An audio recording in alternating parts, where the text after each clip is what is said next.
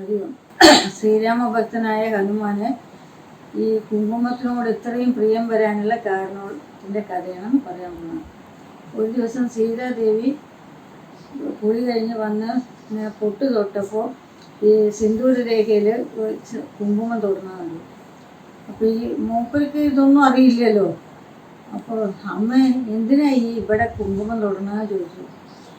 അപ്പോൾ ഇത് ശ്രീരാമചന്ദ്രന് ദീർഘായുസ്സും എല്ലാ ഐശ്വര്യവും ഉണ്ടാവാൻ വേണ്ടിയിട്ടാണ് പറയുന്നത്. അതെ.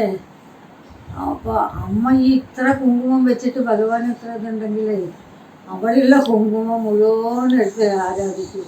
എന്താ കാണിക്കണേ? എന്തിനാ ഈ കുങ്കുമമൊക്കെ എടുത്ത് ദേഹം മുഴുവൻ ഇടുന്നത്?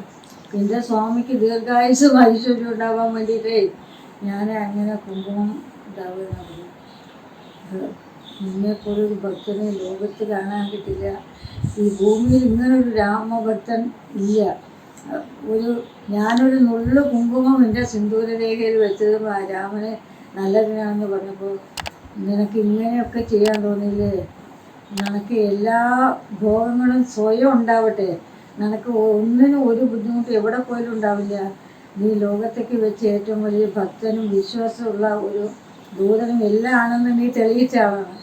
അതുകൊണ്ട് നിന്നെ ആര് വിചാരിക്കണോ അവർക്കൊക്കെ ഐശ്വര്യം ഉണ്ടാവും. നിനക്ക് കുങ്കുമാർച്ചന കഴിച്ചാൽ അവർക്കും എല്ലാ ഐശ്വര്യങ്ങളും ഉണ്ടാവട്ടെ എന്ന് സീതാദേവി അനുഗ്രഹിച്ചു. അന്നും മുതൽക്കാണത്രേ ഈ ഹനുമാന് ഈ കുങ്കുമാഭിഷേകം ചെയ്യാൻ തുടങ്ങിയിരിക്കുന്നത്. അതിനുള്ള കാരണം ഇതാണ്.